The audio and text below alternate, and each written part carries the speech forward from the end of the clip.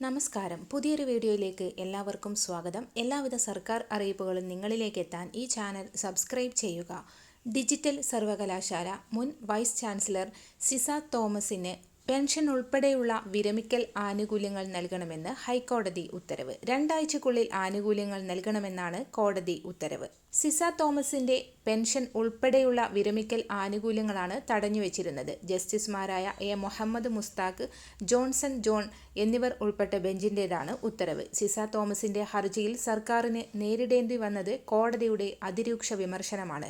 ജീവനക്കാരുടെ ആനുകൂല്യം ഉൾപ്പെടെയുള്ളവയിൽ അവർ വിരമിക്കുന്നതിന് മുൻപ് സർക്കാർ തീരുമാനമെടുക്കണമെന്ന് ഹൈക്കോടതി ഓർമ്മിപ്പിച്ചു. ആനുകൂല്യങ്ങൾ നൽകാതെ 2 വർഷമായി സർക്കാർ എന്താണ് അന്വേഷിച്ചുകൊണ്ടിരിക്കുന്നതെന്നും കോടതി ചോദിച്ചു. 2 ആഴ്ചയ്ക്കുള്ളിൽ ആനുകൂല്യങ്ങൾ നൽകണമെന്നാണ് ഉത്തരവിൽ പറയുന്നത്. മറ്റൊരറിയിപ്പ്, ക്ഷാമബത്ത 7% പ്രഖ്യാപിക്കാൻ KN ബാലഗോപാൽ. ക്ഷാമബത്ത ഈ സാമ്പത്തിക വർഷം 2 ഗഡുവിൽ കൂടുതൽ അനുവദിക്കുമെന്ന് ധനമന്ത്രി KN ബാലഗോപാൽ.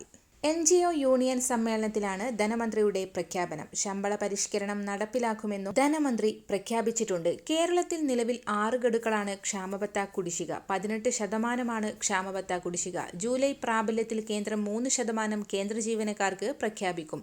ഇതോടെ കേരളത്തിലെ ക്ഷാമബത്ത കുടിശ്ശിക 7 ഗഡുക്കളായി ഉയരും. അതായത് 21% ക്ഷാമബത്ത കുടിശ്ശികയാകും. ഈ സാമ്പത്തിക വർഷം 1 ഗഡു ക്ഷാമബത്ത സർക്കാർ അനുവദിച്ചിരുന്നു. ഏപ്രിൽ മാസത്തെ ശമ്പളത്തിലാണ് 3% ക്ഷാമബത്ത അനുവദിച്ചത്. ബാലഗോപാലിന്റെ പ്രഖ്യാപനം യാഥാർത്ഥ്യമായാൽ ഈ സാമ്പത്തിക വർഷം ഏറ്റവും കുറഞ്ഞത് 2 ഗഡു ക്ഷാമബത്ത കൂടി ലഭിക്കും.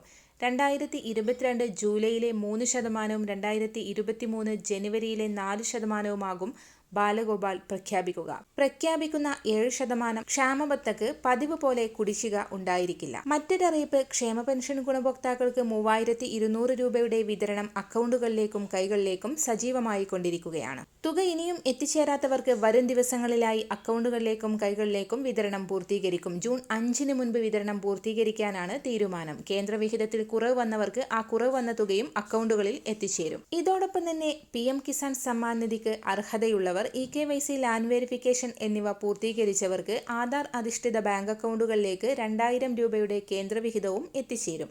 എല്ലാവിധ സർക്കാർ അറിയിപ്പുകൾക്കുമായി ഈ ചാനൽ സബ്സ്ക്രൈബ് ചെയ്യുക.